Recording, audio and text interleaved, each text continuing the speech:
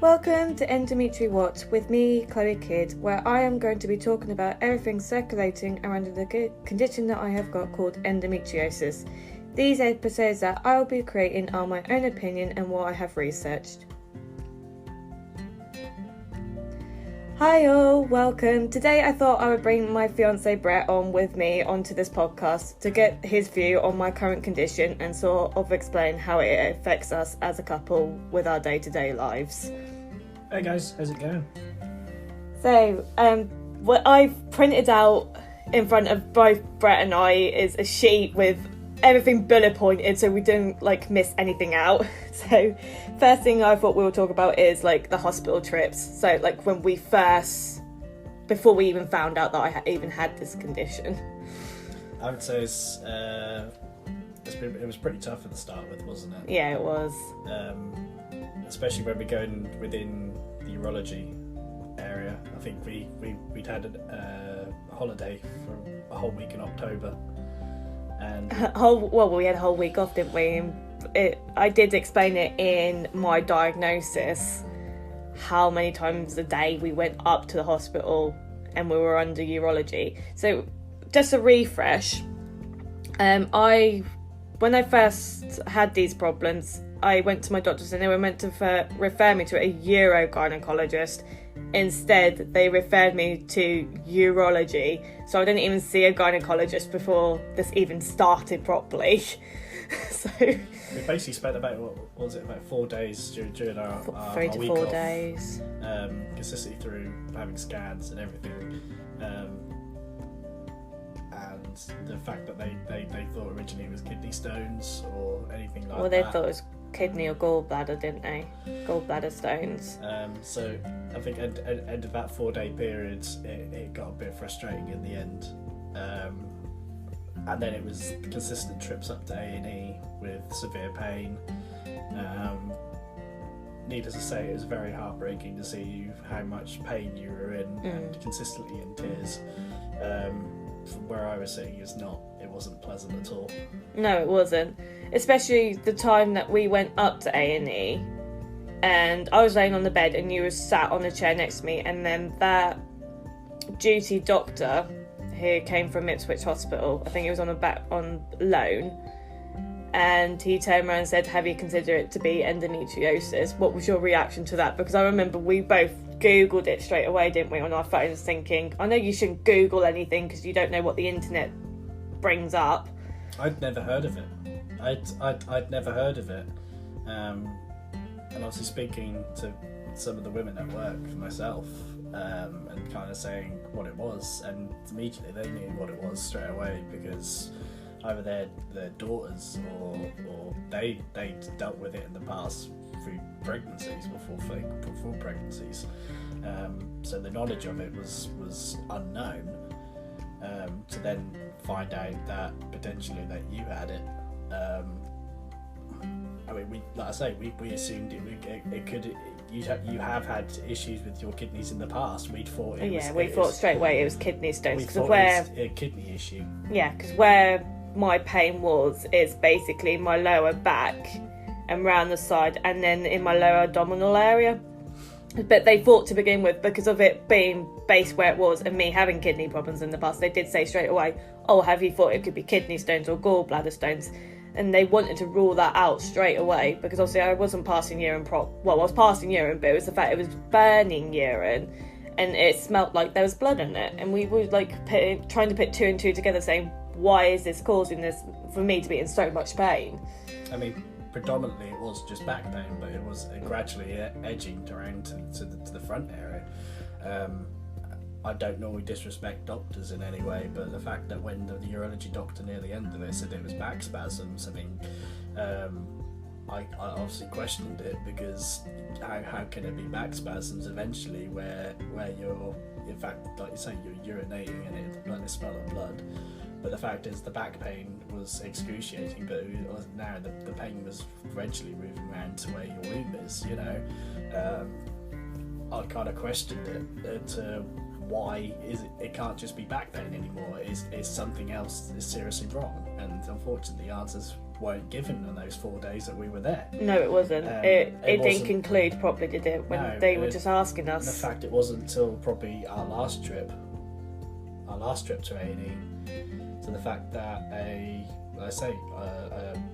duty doctor that we'd never met before actually questioned if you've gone through all of it. And bearing in mind, we didn't actually get any test results. We went through all these scans and everything and never got anything, scan results or anything until I got referred to pain management. And then saw for ourselves, and it was, it put my mind at ease. It was peace of mind. But the fact is, it wasn't given until we saw those results, until he said it could be potentially endometriosis. We never knew it. No, we didn't. And it was not until, I think, pain management concluded with urology to say, right, I think she needs to be referred to gynecology. And that's when the ball started moving. Because it was the fact that's how I kept telling myself when they said, because I had my cystoscopy and they said they couldn't find nothing, and it was like, right, that's another door shut, another one's now going to open soon. Because she turned around and said to me, the lady who did my cystoscopy, who was a lovely lady, she turned around and said, I will consult with your consultant, which was, I think, Mr. Fellows or Dr. Fellows, and he turned around and did say, I will go from there and refer you to gynecology. We'll refer you to gynecology and see what they can find, if they can find anything. So it was a long-winded process. I mean, like I say, we never really got any results, and just to have those scan results on the pain management was just peace of mind. I think then from there it's been a long-winded process, lots of different types of medication you've been on, which various side effects with it, especially tiredness, rash, everything. It's been literally it's been our own little personal experiment, really, isn't it? And obviously lately the laparoscopy has obviously found that. Obviously the person that you were with on that day, thankfully you got the results that I wanted. Unfortunately, some other people who have the same sort of symptoms that you have not got a diagnosis yet. It doesn't always bring it out, unfortunately. No. I will just mention, I mentioned the doctor's name wrong. It's just clicked in my head. His name was Mr. Finch. It was Mr. or Dr. Finch. It just clicked in my head when I said Fellows. I was like, hang on, it's not Fellows, it's Finch. But yeah, no, I think it was a big sign of relief to see the photographs of what he's now going to be my consultant, is Mr. Prosser Snelling.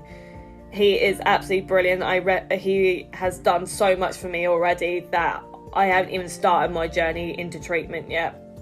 But he reassured me. He got the photos out. So, because the laparoscopy is a camera that goes into your stomach, and he took photos and he turned around and told me, he explained everything, what he had done, and it made so much sense. And when he showed me where my endometriosis is, my face just dropped, and he said straight away to me, he's like, you know what that is, because you've seen photos, haven't you? And I was like, yeah, I have. And I go, that's endometriosis, isn't it? And he goes, it's not severe, which I'm quite grateful for. I feel sorry for people that have really bad cases of it in different places, especially on their womb, or where I've got it is on my pouch of Douglas, which I want to say is where your bladder and your bowel are connected with I don't know if it's a piece of skin or muscle. I'm not really too sure. I think I most probably will start asking questions when I get to see the endometriosis team. But that has put a big relief to know what my pain is now. I don't know if that's the same for you. For sure. I mean, let's say seeing you in pain obviously we had the last couple of years haven't been pretty. I mean, no, it's not. The last year it was dislocation of the knee, wasn't it? March. You went through pretty much all last year of being in pain and on crutches for large majority from March with dislocating your knee, and then having to go through physiotherapy or through that. And then as soon as that, when October came and this started happening, so the last year and a half has not been easy. No, it's not. By any strength, any dream of the imagination at all. And it's actually affected us quite drastically, I would say. Relationship wise, it's been an emotional roller coaster, if that's how you would want to describe it. Well, yeah, an emotional roller coaster, which actually leads on to our next topic, which is how it affects our relationship as a whole. Which at times it's tough. It is tough. At times it's tough. We've had numerous discussions, arguments. I mean, it's literally, if she's in that much pain or any amounts of pain and stress, the only way Chloe can vent that is anger and frustration. I take it out on him. I hate it every time. I don't know what it is. It's like I get built up with so much emotion that it comes to a point then you, like when you bottle up and you want to explode. And yeah, when I explode, it's always at Brett, and I absolutely hate it. It's not easy because it's the fact that sometimes I have my good days and my bad days. Sometimes I'm absolutely fine. I can get about, I move about, I do like exercise, and then other days I could be curled up in bed with a hot water bottle and not get out of bed at all. I say it's been a tough roller coaster. It's not been easy. No. But I think it's brought more strength out of both of us to want to fight for each other. Oh yeah, for definite. In relationships, you have your tests. You have your relationship tests in terms of either when you first move in together or arguments and things like that. It's those sort of tests and everything, or when you're not seeing each other for long periods of time. It's those sort of things that a relationship is truly tested. Oh yeah. And I'm not going to say that ours is perfect. It's far from. But I feel probably our relationship has gone through challenging times. The more vigorous tests than a normal relationship would. Oh yeah, for definite. You know, we've gone through, I say, a year and a half of hell, if anything else. Ups and downs. There's been a lot. There have been probably more arguments than you can think of in this. The majority of it is because I could say I have been a bit more lazier, because at some points, if those was to do the washing up or those to do something that involved me lifting things, it does trigger a spasm in my back. And I know that some people can get really bad back pain during this as well. And I know that I could most probably say I put my hands up, I don't help as much as I used to. And I need to start pulling my weight. I need to start helping out, because it's not fair on just Brett doing the things that he does like on a day-to-day basis. I mean, I say, if anything, I would say I'm more than happy to do a large majority of the jungle stuff.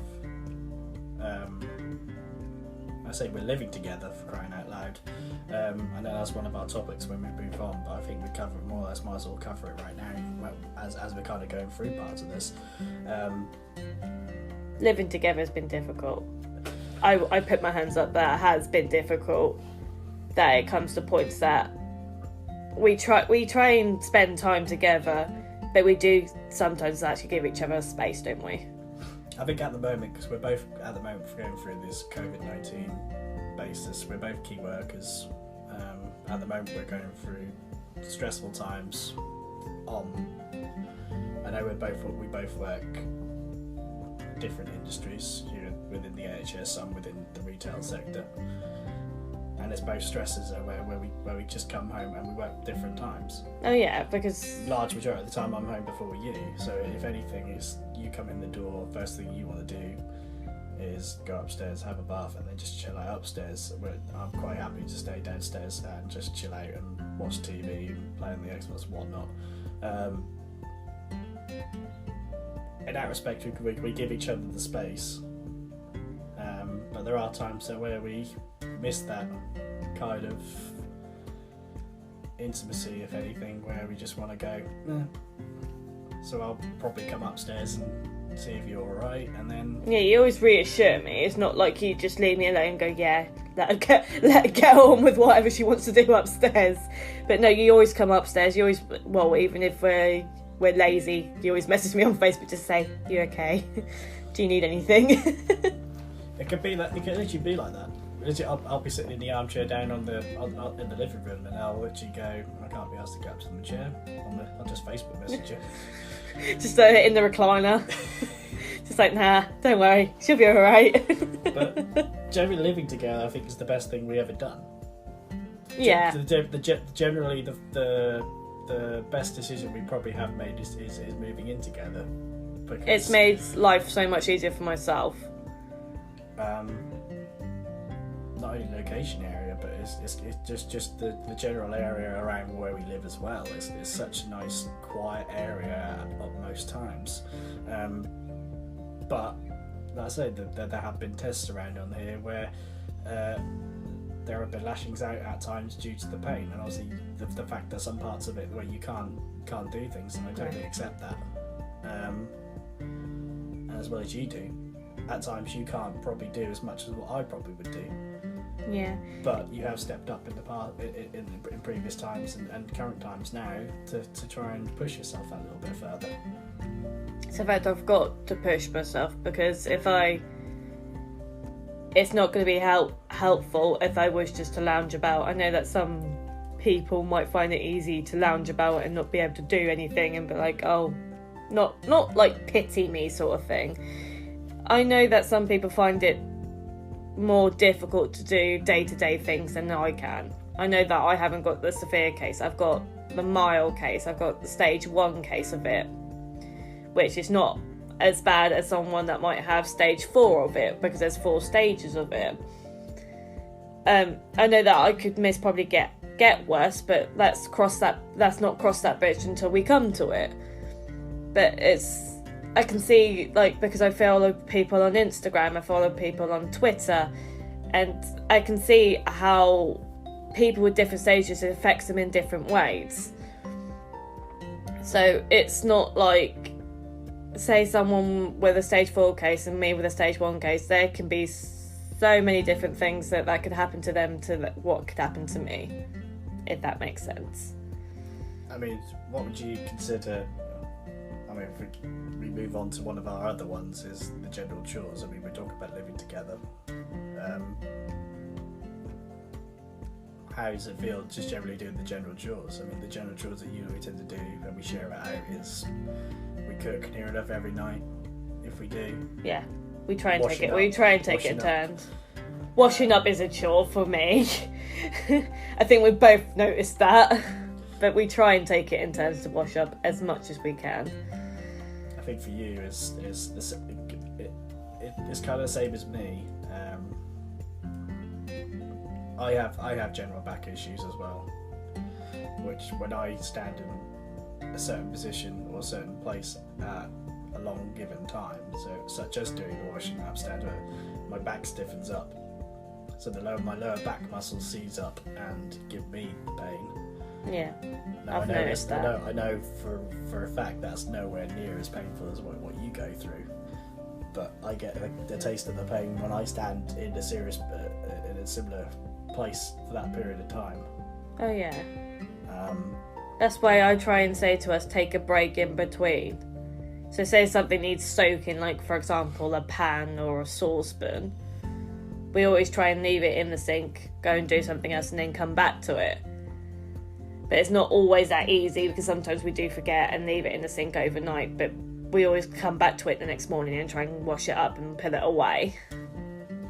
But it's never... I know that some chores I find difficult, like i.e. trying to lift things. I try and lift, because obviously we put our linen into a basket and take it upstairs. I try and lift it. I don't try and lift as much as I do at work. So at work, I lift notes. I move case notes, and I try not to lift as much as I am capable to lift, because some people have turned around and said to me, please don't lift as much as you want to lift, if that makes sense, because they don't want me to do damage and obviously for me to go off sick. And I completely understand that. That's why I try and test myself at home what I'm capable of lifting, to then compare that to work, so then I don't strain myself. Yeah, I mean, you do very similar in ways of lifting. You probably do similar to what I do.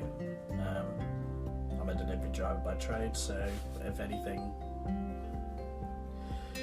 try to try to do normal jobs as you probably would do, and try to function as normally as you can is a chore. Especially even when I see you around the house trying to lift stuff and everything like that, I do generally see you struggle just doing probably the simplest of tasks. Predominantly, even if you were just to bend down, it's a task. Putting your socks on or shoes on, it's a task, because there's that sharpness of pain that just it just shoots at any time, you know. So yeah, I mean, it's not great. It's not great at all, but there are positives that are. The medication that you're on now is working. Oh yeah, it's working. It helps me on a day-to-day basis. So I'm on mefenamic acids on top of omeprazole. So omeprazole is your gastro that protects your stomach, your gastro tablet that protects your stomach. And my mefenamic acid I take 3 times a day. So I take it breakfast, lunch and dinner. And I give myself 4-hour gaps, as if like you were taking paracetamol or ibuprofen. But I try and space it out as much as I can. Sometimes I forget taking it, and if I forget to take it, then yeah, I know that I'm going to be in a great deal of pain if I don't take it. There's certainly a difference. There is certainly a difference.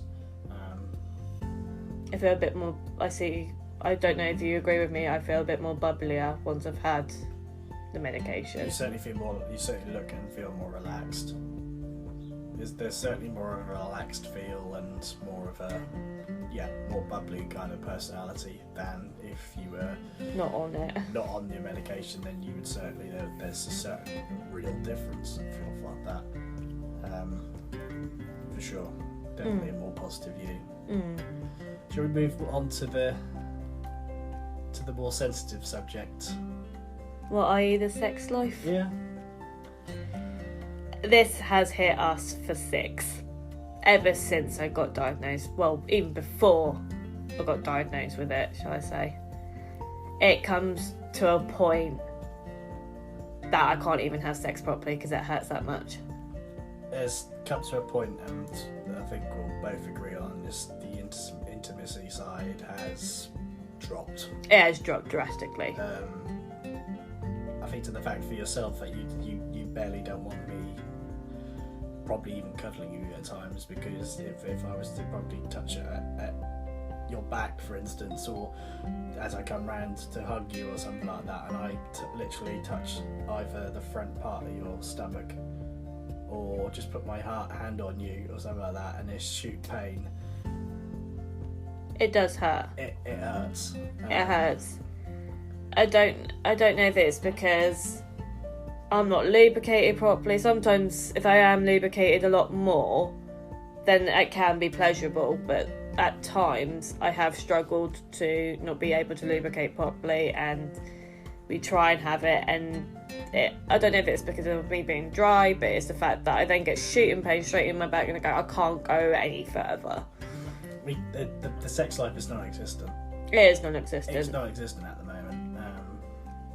We do foreplay. We do give each other pleasure as much as we can, but at times I can get exhausted because obviously I don't have the energy that I used to have, and so we try, but it's not as much as we used to be, if that makes sense, before I got diagnosed with this. It's certainly it's certainly not as much as what we would probably like, and probably as much as what as we want used to be. But at the end of the day, it's the welfare and the health and safety of your partner in general. Sex isn't everything, but it obviously brings that close, intimate bond within the relationship. Like I say, we probably have a bit of foreplay here and there. We have our fun moments. That's what we call them. Yeah, our fun moments in the limelight. But we know about each other's boundaries. If there's a no-go, then there's a no-go. Oh yeah, when I say no, I say no. And yeah, he just stops and he goes, right, take a break. Maybe return back to it or just leave it for another day. I think generally, that brings us more or less on our last topic of emotionally how it affected us as a whole. Not being able to just hug you at times. Yeah, I do find it difficult. Doing the basic just cuddle or hug. It's difficult because we could probably be in bed and just generally want to cuddle up, and even that's difficult because if you can't get comfortable just generally in the normal cuddling position, that in general is tough. Oh yeah, it is very tough, especially when I have a back spasm. Like when I first, before I even got diagnosed, and all I kept asking you was for a hot water bottle, and I couldn't get comfortable. You just wanted to hug me, and I wouldn't even allow you to touch me then. The only thing that would do it was, and it even still is till now, is a hot water bottle. It's a hot water bottle. And they do say that is heat. They say a wheat bag or a hot water bowl can sort of relieve the pain a little bit. Not as much as you most probably want it to be, but it can, in such ways, sort of relieve it. That's it. It's emotionally, it's been tough. And I say the last year and a half, emotionally, we've gone through two major events in our relationship. One being me on crutches. One being crutches and wheelchair, and now again probably in a wheelchair at times because you've been barely able to walk at times because of the pain. Because of muscle spasm. It ain't been easy. No, it hasn't. It hasn't been easy by any stretch of the imagination. To see you in the pain, literally probably near enough sprawled out on the floor in absolute agony and unable to move, it's heartbreaking. For me, probably speaking for most blokes, seeing your partner sprawled out on a bed or on the floor, unable to do anything, makes you feel pretty useless. Yeah, you want to try and help as much as you can. I can't physically do anything to help you because I can't touch you. If I touch you in the wrong place or something like that, it's more pain for you. Oh yeah. So I kind of have to leave you to kind of sort yourself out or move without me interacting. Yeah, physically can't do anything about it. Which obviously, in conclusion, how is it actually currently affecting us now? I think now in current days, we know what's going on. We've got a diagnosis. We know what we're up against. Medication, like I say, is working, and the pain has, I think you'll agree, has reduced quite considerably. Yeah. I've seen more mobility and more things you can do. Compared to when I wasn't on the right medication to begin with. And yeah, generally the personality is certainly the Chloe I know. Compared to probably when we first started this, I probably didn't know you. I'm going to point blankly say I didn't probably. It wasn't the person I first met.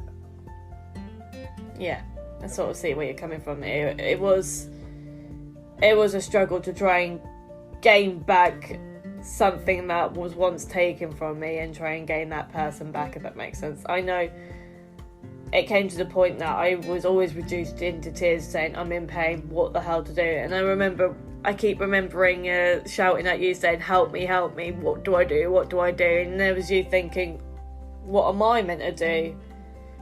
It's tough. Like I say, it was tough because how do you help someone when you don't know what the pain is? And what the pain is, You're kind of coming in as someone out of completely unknown, thinking if I touch in the wrong place, it's not like simply someone's falling over and you just pick them up and kind of go, there you go, you're back on your feet. You touch that, if I touch you in your back or literally pull you up for your arms and quickly, pain would automatically just click in and sharp pain would.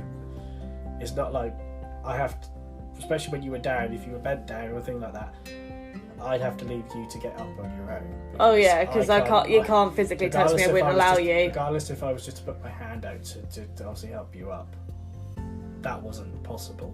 No. Now it's kind of like, if you want to get up, I'll hold both my hands up and you pull yourself up using me as a guide. As a guide.